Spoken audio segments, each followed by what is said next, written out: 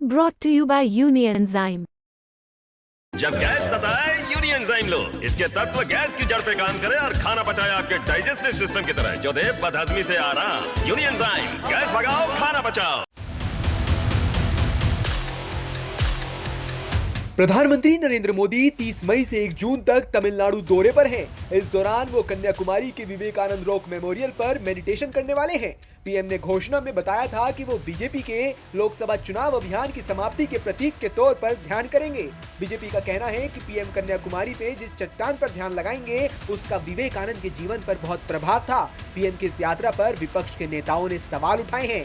वहीं समाजवादी पार्टी के चीफ अखिलेश यादव ने भी पीएम पर इस मामले को लेकर निशाना साधा। कहा, मेडिटेशन की जरूरत तो 5-7 साल पहले थी, 10 साल के बाद तो फुर्सत है तो ध्यान लगाते रहेंगे। जहां ध्यान लगाने जा रहे हैं उस जगह पर तो भारत की सीमा खत्म हो जाती है और आगे पानी ही पानी है। पता नहीं हमारे पीएम कहां चले जाएंगे। कहीं ऐसा तो नहीं कि वो अंटार्कटिका की तरफ जा रहे हो, क्योंकि यहाँ गर्मी बहुत है।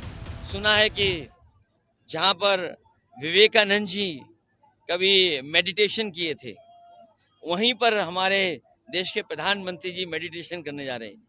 ये मेडिटेशन की जरूरत तो पहले थी, 5 साल पहले या 7 साल पहले, जब आपको देश के लिए काम करना था। अरे 10 साल के बाद तो आपको फुर्सत ही फुर्सत है।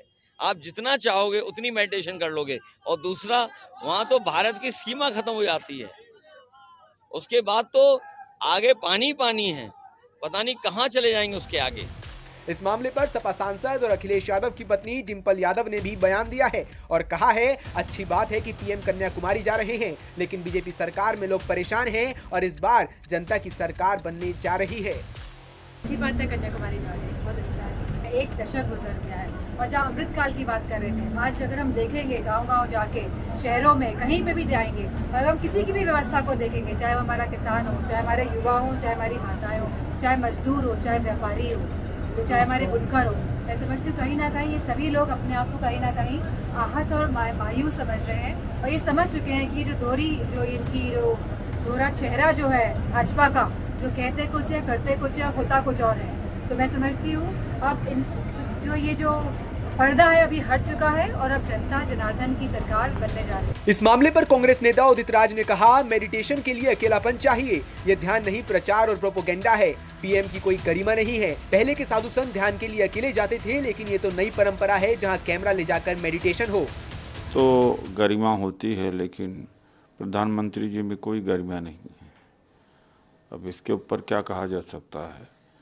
पहले के साधु संत, आज भी लोग जो मानसिक स्वास्थ्य लेना चाहते हैं, कुछ अपने बारे में सोचना चाहते हैं, तो ऋषिकेश जाएंगे, उत्तरकाशी जाएंगे, हिमालय जाएंगे और या विपासना केंद्र में जाएंगे कि जो मित्रों, दोस्तों, समाज, घर से दूर।